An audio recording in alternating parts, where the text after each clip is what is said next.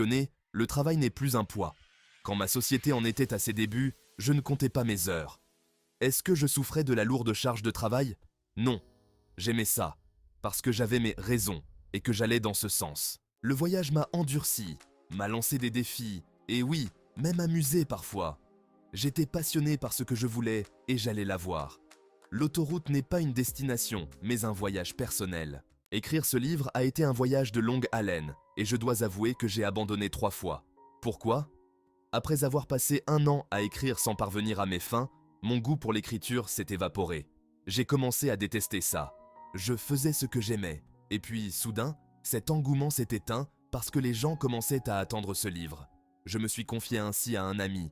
J'abandonne. Ça ne me plaît plus, et je n'ai pas besoin de le finir. Alors, comment ai-je fini? Si mon goût pour l'écriture s'est évaporé, j'ai trouvé ma passion, ce qui m'a poussé à terminer. J'aime voir les rêves des autres devenir réalité. Quand un rêve qu'on croyait mort revient à la vie, je me sens revigoré. Chaque fois que je voulais abandonner, je recevais un email qui me félicitait. « Votre forum a changé ma vie » ou bien « Merci, ma vie a été transformée ». Cette expression de la passion était ce qui a relancé mon effort d'écriture. Du goût, je suis allé à la passion, en passant par la souffrance. Faites converger votre route avec un rêve fantastique. Une route qui ne converge pas avec vos rêves est une impasse. Quand vous abandonnez vos rêves, la vie s'étiole. Rappelez-vous quand vous étiez enfant et qu'on vous demandait « Qu'est-ce que tu veux faire quand tu seras grand ?» Qu'est-ce qui se cache véritablement derrière cette question? C'est une façon de découvrir la route de vos rêves, et la réponse relevait en général du fantasme. En ce qui me concerne, je voulais être astronaute, la faute à Han Solo, réalisateur de films, la faute à George Lucas, écrivain, la faute à Isaac Asimov. Et vous, quel est votre rêve fantastique, délirant?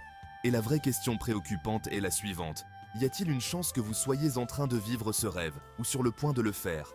Très probablement non, parce que la voix lente l'a tué. J'ai posé cette question à mon ami Rick. Je vous le donne en 1000. Il n'a pas répondu. Je veux être vendeur à Verizon Wireless. Non, il a dit qu'il voulait être coureur automobile. Alors pourquoi est-ce que Rick vend des téléphones portables aujourd'hui? Y a-t-il la moindre chance qu'il devienne l'homme de ses rêves, un coureur automobile? Non. Le rêve est mort et la route à l'abandon.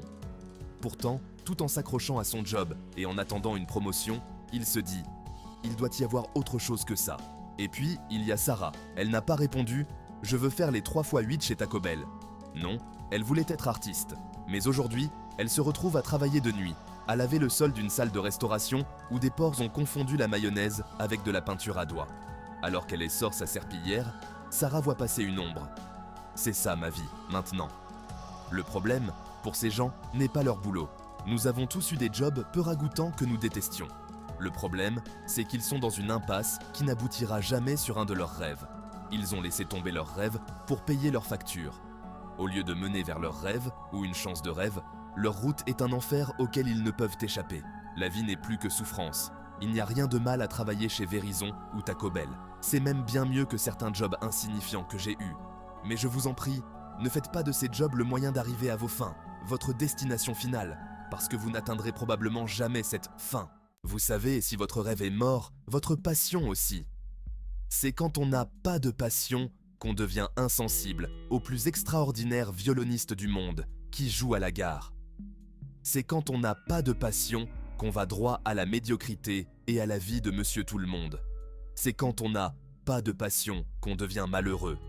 C'est quand on n'a pas de passion qu'on ne connaît jamais la richesse. Si vous avez du mal à trouver une motivation, redynamisez votre rêve en vous frayant un chemin qui puisse en faire votre réalité.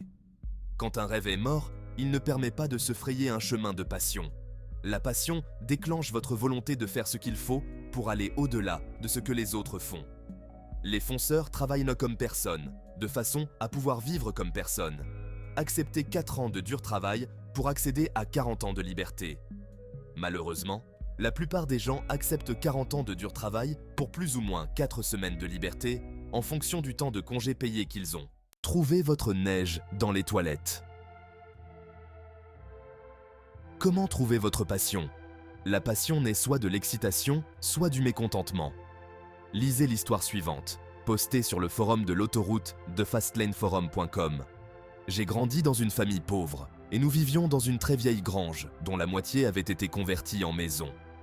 L'hiver était une des pires périodes de l'année parce que les canalisations gelaient et du coup, on n'avait plus d'eau courante. La seule façon de tirer la chasse d'eau, c'était de prendre de la neige dehors, de l'entasser dans le réservoir d'eau derrière les toilettes et d'attendre qu'elle fonde. Je voyais bien que ma mère devait mettre de la neige dans le réservoir des toilettes juste pour qu'on puisse tirer la chasse. Le pire, c'est qu'il fallait le remplir à nouveau chaque fois que quelqu'un allait aux toilettes. Un jour, je me suis fait la réflexion. Je ne veux plus jamais vivre comme ça. Quelle est votre passion, votre éternelle neige dans les toilettes? Leslie Walburn est une passionnée des animaux.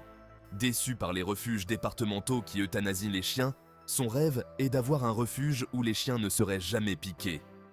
Si elle peut faire ce qu'elle aime en travaillant dans un refuge, cela ne la rapproche pas de ses rêves et ne lui permet pas non plus d'amasser tout l'argent nécessaire pour poursuivre son rêve. Oui, les refuges pour chiens coûtent cher. Alors, Leslie préfère laisser sa passion alimenter sa motivation. Elle crée un business sur l'autoroute, qui n'a rien à voir avec les animaux, qui lui permettra de financer son rêve. Sa passion mène à un rêve sans toute la pression de l'argent. Pensez à un moment où votre vie a été chamboulée par l'excitation et ou le mécontentement. Voilà votre passion. Pour moi, l'excitation transformée en passion remonte au jour où, adolescent, j'ai vu ma première Lamborghini et où j'ai pris une décision. Un jour, j'aurai une Lamborghini. Pour moi, le mécontentement transformé en passion remonte aux occasions où j'ai vu ma mère se démener avec des petits boulots sans intérêt, à essayer d'élever seule ses 3 enfants. Les deux ont été le carburant de ma passion. Je voulais une Lamborghini et je voulais aider à alléger le fardeau de ma mère. L'excitation, les fortes envies et les désirs servent de carburant à la passion, tout comme le mécontentement, les situations indésirables. Les deux m'ont permis de faire ce que d'autres ne feraient pas. Si vous trouvez les vôtres, vous aussi, vous y arriverez.